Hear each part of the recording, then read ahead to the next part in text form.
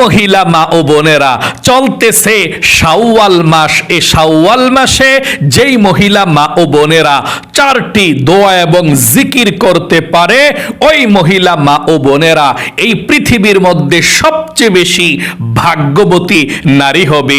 ওই মহিলা মা বোনদের পরিবার সংসার থেকে আল্লাহ অভাব অনটন দূর করে আল্লাহ রিজিক পাঠাবে, ধন সম্পদ দিবে, এবং যারা ইনকাম করে তাদের ইনকামে আল্লাহ প্রচুর বরকত দিবে।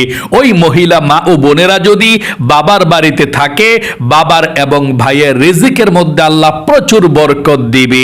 ওই মহিলা মা ও বোনেরা যদি স্বামীর বাড়িতে থাকে, স্বামীর এবং সন্তানের রিজিকের মধ্যে আল্লাহ প্রচুর বরকত দিবে এবং অভাব অনটন আল্লাহ দূর করবে। আল্লাহ নিজেই ওয়াদা করে বলেছেন, এই দোয়া এবং জিকির করলে আল্লাহ রিজিক বাড়িয়ে দেয়, অভাব দূর করে দেয়। আল্লাহু আকবার। তাহলে অবশ্যই মহিলা মা ও বোনেরা ধনী হতে চাইলে, অভাব দূর করতে চাইলে এ শাওয়াল মাসের আর যতদিন বাকি আছে অবশ্যই এই 4টি দোয়া এবং জিকির করবেন, এবং আপনাদের পরিবার সংসারে এবং আপনাদের জীবনে যত বিপদ আপদ বালা মুসিবত দুঃখ কষ্ট আছে, আল্লাহ স্বয়ং বলেছেন আপনাদের বিপদ আপদগুলো আল্লাহ দূর করে দিবে। নবীজি বলেছেন এই দোয়াগুলো পড়লে আল্লাহ বিপদ আপদ বালা মুসিবত দুঃখ কষ্ট পেরেশানি যন্ত্রণা আল্লাহ দূর করবে, এবং আল্লাহ বৃষ্টির মতো রহমত আপনাদের উপরে নাজিল করবে। আল্লাহর কাছে 2 হাত উঠিয়ে যেই দোয়া করবেন আপনার সেই দোয়া কবুল হবে, আপনার মনের আশাকে আল্লাহ পূরণ করবে। তাহলে অবশ্যই আপনারা এই 4টি দোয়া এবং জিকির এই শাওয়াল মাসের আর যতদিন বাকি আছে আপনারা অবশ্যই এই জিকিরগুলো করবেন ইনশাআল্লাহ। কপাল খুলে যাবে, ভাগ্য পরিবর্তন হবে। এই 4টি দোয়া এবং জিকির করে আল্লাহর কাছে প্রিয় হয়ে যাবেন, আপনারা নিষ্পাপ শিশুর মতো হয়ে যাবেন। প্রিয় দিনী ভাই এবং মহিলা মা ও বোনেরা, বিশেষ করে আমার মহিলা মা ও বোনেরা বাসা বাড়িতে থাকেন, ঘরের কাজকর্ম করেন, ও মহিলা মা ও বোনেরা আপনারা আমলের দিকে কিন্তু অনেকটাই এগিয়ে আছেন। যেমন এই শাওয়াল মাসে অনেক মহিলা মা বোনেরা 6 রোজা রাখছেন, মাশাআল্লাহ ভালো। অনেক মহিলা মা বোনেরা 6 রোজা রাখতেছেন, আবার অনেক মহিলা মা বোনেরা 6 রোজা রাখবেন চিন্তা করেছেন। ও মহিলা মা বোনেরা, এই শাওয়াল মাসে 6 রোজাও যদি আপনারা রাখতে পেরেছেন বা রাখতেছেন বা রাখবেন, নবীজি বলেছেন রমজানের রোজাগুলো রাখার পর, রোজার ঈদের পরে এই শাওয়াল মাসে 6টি রোজা আপনারা রাখতে পারেন, তাহলে আল্লাহ 1 বছর রোজা রাখার সওয়াব আপনাদের আমল নামার মধ্যে আল্লাহ রাব্বুল আলামিন লিখে দিবে। আল্লাহু আকবার। যদি পারেন রাখবেন, এই রোজাটা রাখলে আল্লাহ সবচেয়ে বেশি খুশি হয়ে যায়। আমি 4টি দোয়া এবং জিকির আপনাদেরকে বলে দেব মহিলা মা ও বোনেরা। তার পূর্বে বলে দিচ্ছি আমার মহিলা মা বোনেরা যারা 6 রোজা এখনো রাখেন না বা রাখতেছেন বা রাখছেন, সবাই মাসআলাগুলো শুনুন। একটু ভুলের কারণে আপনাদের 6 রোজা রাখলেও 1 বছর রোজা রাখার সওয়াব আপনাদের হবে না। ও মহিলা মা বোনেরা, যারা রোজাগুলো রাখছেন তারাও শুনবেন, যারা রাখতেছেন তারাও শুনবেন, যারা রাখবেন তারাও শুনবেন। কিভাবে রাখতে হবে শুনুন। আল্লাহর নবীজি বলেছেন আপনারা এই 6 রোজা কিভাবে রাখলে 1 বছর রোজা রাখার সওয়াব হবে। নবীজি বলেছেন রমজানের রোজা রাখার পরে শাওয়াল মাসের 6 রোজা রাখলে 1 বছর রোজা রাখার সওয়াব হয়ে যায়। তাহলে মহিলা মা ও বোনদের রমজানের ভাঙতি রোজাগুলো যাদের আছে, আপনারা এই ভাঙতি রোজাগুলো আগে রাখবেন শাওয়াল মাসে, নাকি শাওয়াল মাসের 6 রোজা আগে রাখবেন সেটা আপনাদেরকে জানতে হবে। কারণ রমজানের রোজাগুলো যদি আপনার বাদ থাকে আর না রাখেন, তাহলে কিন্তু 6 রোজা রাখলেও আপনি 1 বছর রোজা রাখার সওয়াব আপনি পাবেন না। তাহলে কি করতে হবে? রমজানের ভাঙতি রোজাগুলো আপনাকে রাখতে হবে। রমজান মাসের ভাঙতি রোজাগুলো রাখার নিয়মটা বলে দেব মহিলা মা ও বোনেরা। রমজানের ভাঙতি রোজার এত দাম, আজীবন পর্যন্ত, জীবনটা ভর পর্যন্ত যদি আপনি নফল রোজা রাখেন যেমন সওয়াব হবে, রমজানের ভাঙতি একটা রোজা রাখলে তার চেয়েও বেশি সওয়াব আল্লাহ রাব্বুল আলামিন আপনার আমলনামার মধ্যে লিখে দিবে। তাহলে মহিলা মা বোনেরা, রমজানের ভাঙতি রোজা নারাইকা 6 রোজা রাখতে পারবেন কিনা সেটা বলে দিচ্ছি। যদি আপনাদের সম্ভব হয় আর রমজানের অল্প ভাঙতি রোজা আপনাদের থাকে 2টা 3টা, তাহলে মহিলা মা বোনেরা চেষ্টা করবেন আগে ভাঙতি রোজা রাখা তারপরে 6 রোজা রাখার জন্য, এটা উত্তম। আর যদি এমনটা হয় যে যদি আমি এখন রমজানের ভাঙতি রোজাগুলো রাখি তাহলে 6 রোজা এই শাওয়াল মাসে রাখতে পারবো না, আমার পক্ষে সম্ভব হবে না, আমার শারীরিক এত শক্তি নাই, অসুস্থ অথবা সময় নাই, শাওয়াল মাস প্রায় শেষের দিকে, আমি রাখতে পারবো না, তাহলে আগে 6 রোজা রাখবেন শাওয়াল মাসের। ওই রমজানের ভাঙতি রোজাগুলো সামনের মাসে রাখলেও চলবে। রমজানের ভাঙতি রোজাগুলো আপনি 1 বছরের মধ্যেও রাখতে পারেন, সামনের রোজা আসার আগে আগে রাখতে পারেন, সমস্যা নাই, আপনার হবে। অথবা রোজা আসার আগেও রাখতে পারেন না, রোজার পরেও রাখতে পারবেন, আপনি যখনই সুযোগ পাবেন তখনই রেখে ফেলবেন। কিন্তু যদি আপনি 1 বছর রোজা রাখার সওয়াব চান, যত দ্রুত পারবেন তত দ্রুত রেখে ফেলবেন ভাঙতি রোজাগুলো। আচ্ছা, তাহলে ভাঙতি রোজাগুলো যদি আপনি না রাইখা 6 রোজা রাখেন তাহলে হবে কি না? হ্যাঁ, আপনার 6 রোজা হয়ে যাবে, কিন্তু 1 বছর রোজা রাখার সওয়াবটা আপনার হলো না। 1 বছর রোজা রাখতে হলে ভাঙতি রোজাগুলো রাখতে হবে। যদি 1টা 2টা রোজা থাকে তাহলে রাইখা 6 রোজা রাখবেন, আর যদি বেশি থাকে তাহলে আপনারা 6 রোজা আগে রেখে ফেলবেন, কারণ এই শাওয়াল মাস যদি চলে যায় আর 6 রোজা রাখা যায় না।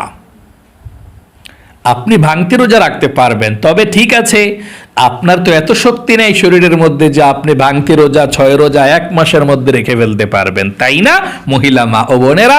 তাহলে আপনারা 6 রোজা রেখে ফেলেন, আর ভাঙতি রোজাগুলো সামনের মাসে কিছু, পরের মাসে কিছু, আস্তে আস্তে রেখে ফেলেন, তাহলেও চলবে। আচ্ছা, এই 6 রোজা কি মহিলা মা বোনেরা একসাথে রাখবেন নাকি ভেঙে ভেঙে রাখবেন, কোনটা ভালো? এটা আপনাদের ইচ্ছা। আপনি একসঙ্গেও রাখতে পারেন, ভেঙে ভেঙেও রাখতে পারেন, এটা আপনার ইচ্ছা, কোনো সমস্যা নাই। ভেঙে ভেঙে রাখলেও হবে, একসাথে রাখলেও হবে। আচ্ছা, কবে থেকে আপনি শুরু করবেন করলে ভালো? অনেকে বলে রোজার ঈদের পরের দিন থেকে শুরু করতে হয়, না হয় নাকি হয় না, এটা কি সত্য নাকি মিথ্যা? এটা মিথ্যা কথা।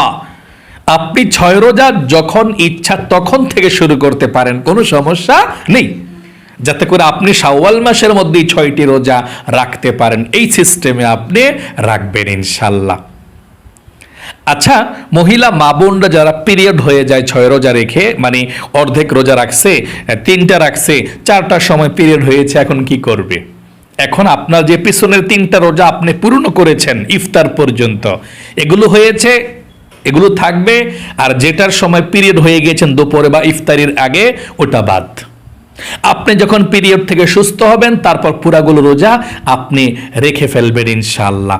আশা করি বুঝতে পেরেছেন। বাকি যতগুলো বাকি আছে, আর পিছনের 3টা তো আছে, আরো 3টা রেখে ফেলবেন, এভাবেই রাখবেন। আচ্ছা মহিলা মা ও বোনেরা, সাহারিটা কখন খাবেন এবং নিয়তটা কিভাবে করবেন সেটা বলে দিয়ে 4টি দোয়া এবং জিকির আপনাদেরকে বলে দিচ্ছে ইনশাআল্লাহ।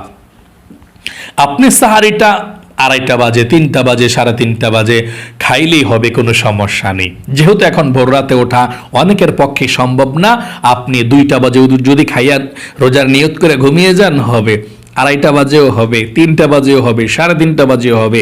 আপনি সাহারি খেয়ে যদি সময় থাকে ঘুমাইতেও পারবেন, নিয়ত করে আপনি ঘুমিয়ে যাবেন, রোজার নিয়ত করে আপনি উইঠা ফজরের নামাজ আবার পড়বেন, যদি অনেক বেশি আগে আপনি খেয়ে ফেলেন সাহারি। আশা করি বুঝতে পেরেছেন। রোজার নিয়তটা আপনি একদম সহজে করতে পারেন এভাবে। আমি শাওয়াল মাসের 1 নাম্বার নফল রোজা রাখার নিয়ত করলাম, দ্বিতীয়টা রাখলে আমি শাওয়াল মাসের 2 নাম্বার নফল রোজা রাখার নিয়ত করলাম।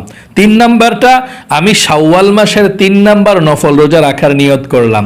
আমি শাওয়াল মাসের 4 নাম্বার নফল রোজা রাখার নিয়ত করলাম। আমি শাওয়াল মাসের 5 নাম্বার নফল রোজা রাখার নিয়ত করলাম। এভাবে আমি শাওয়াল মাসের 6 নাম্বার নফল রোজা রাখার নিয়ত করলাম। এভাবে আপনি নিয়তগুলো করলেই চলবে ইনশাল্লাহ, কোনো সমস্যা নাই। এভাবে আপনি নিয়তগুলো করবেন। এখন আমি আপনাদেরকে একদম সহজে বলে দেব ইফতারি কখন করবেন। ইফতারি আপনারা করবেন যখন মাগরিবের নামাজের আজান দিবে তখন। আশা করি বুঝতে পেরেছেন।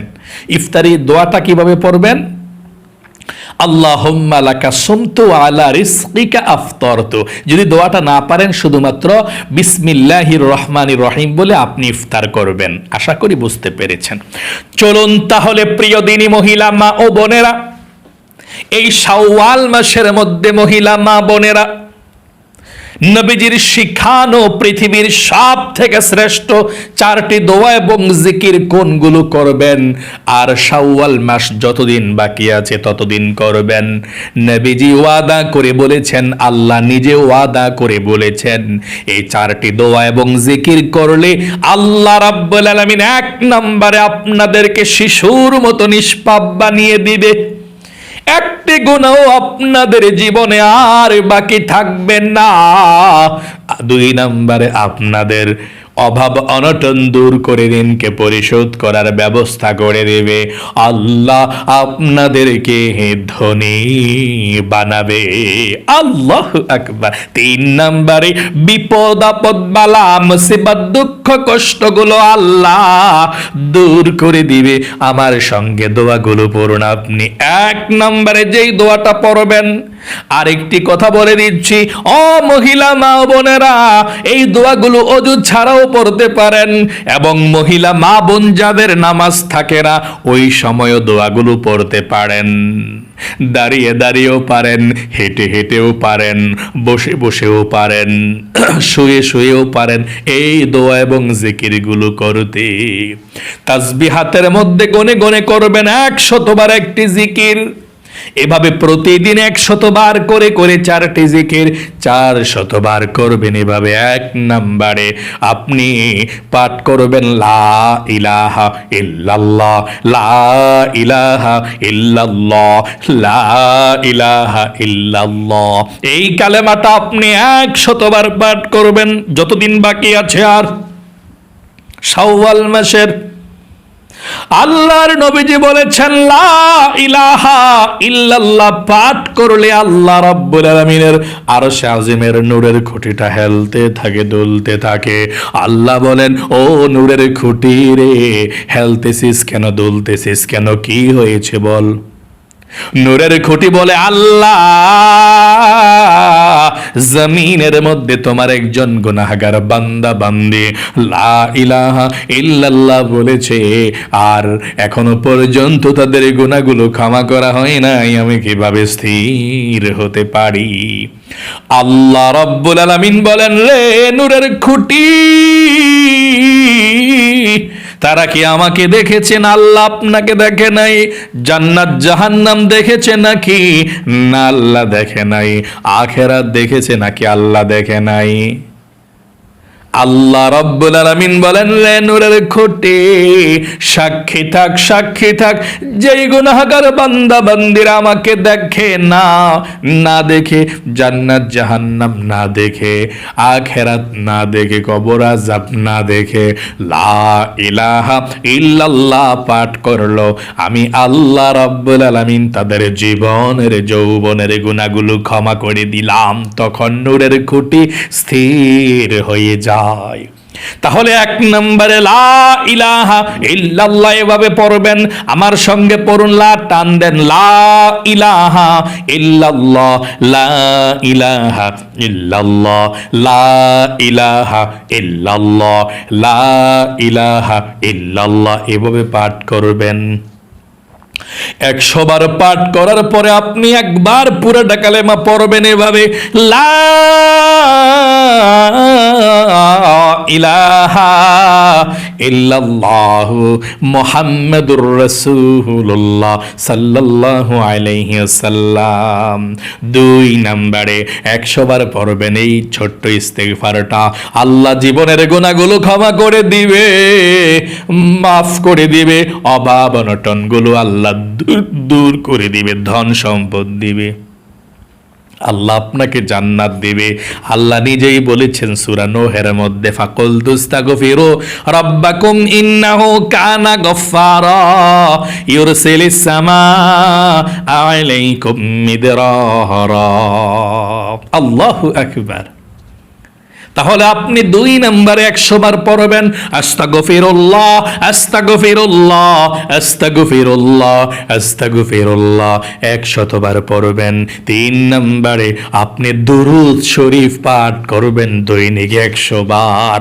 আল্লাহর নবীজি বলেছেন 100 বার দুরূদ শরীফটা পাঠ করলে আল্লাহ রাব্বুল আলামিন 1000 রহমত আপনার উপরে নাজিল করবে, 1000 আপনার গুনাহকে আল্লাহ ক্ষমা করবে, 1000 নেকি আল্লাহ আপনার আমল নামায় লিখে দিবে, এবং একজন ফেরেশতা আপনার দরুদের হাদিয়াটা নিয়ে নবীজির রওজায় পৌঁছে দিবে।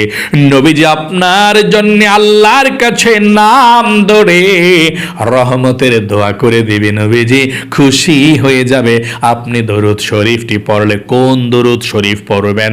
আপনি যে কোনো দরুদ শরীফ পড়তে পারেন, এই ছোট দরুদ শরীফটা পড়লেও চলবে, এটাও পড়তে পারেন। যেমন আমার সঙ্গে পড়ুন, সাল্লাল্লাহু আলাইহি ওয়াসাল্লাম সাল্লাল্লাহু আলাইহি ওয়াসাল্লাম সাল্লাল্লাহু আলাইহি ওয়াসাল্লাম, এভাবে পড়বেন। 4 নম্বরে দোয়ায়ে ইউনুস দৈনিক পড়বেন, যতবার পারেন ততবার। আল্লাহ রাব্বুল আলামিন বলেছেন এই দোয়ায়ে ইউনুস নবী মাছের পেটের মধ্যে গিয়ে বিপদের মধ্যে পড়ে, বালা মুসিবতের মধ্যে পড়ে পাঠ করেছিল। এখনো যদি কারো বিপদ আপদ চলে আসে, পরিবার সংসারে বালা মুসিবত চলে আসে, যত কষ্ট চলে আসুক না কেন, আল্লাহ রাব্বুল আলামিন তার বিপদ আপদ দুঃখ কষ্টগুলো বালা মুসিবতগুলো দূর করে দিবে। এই দোয়া ইউনুসটা পাঠ করলে আপনি দোয়া ইউনুসটা পাঠ করবেন এভাবে, আমার সঙ্গে পড়ুন, লা ইলাহা ইল্লা আনতা সুবহানাকা ইন্নী কুনতু মিনাজ জালিমিন। আবারও পড়ুন, লা ইলাহা ইল্লা আনতা সুবহানাকা ইন্নী কুনতু মিনাজ জালিমিন। এভাবে পাঠ করবেন। আশা করি বুঝতে পেরেছেন।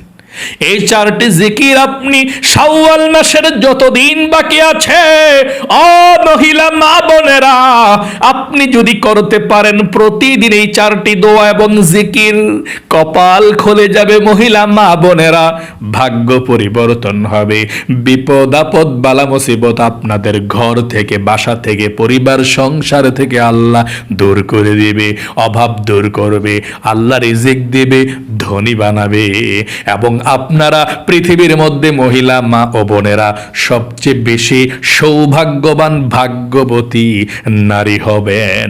আল্লাহ আমার প্রত্যেকটা মহিলা মা ও বোনদেরকে এই 4টি জিকির এই শাওয়াল মাসে বেশি বেশি করে পাঠ করার তৌফিক দান করুক। সকলে কমেন্ট বক্সের মধ্যে লিখবেন আমিন, এবং ভিডিওতে একটি লাইক দিবেন। যারা কমেন্ট বক্সের মধ্যে আমিন লিখেছেন, ভিডিওতে একটি লাইক দিয়েছেন, ও আল্লাহ তাদেরকে তুমি কবুল করো, মঞ্জুর করো, জীবনে একবার হলেও মক্কা মদিনায় নাও, আমিন।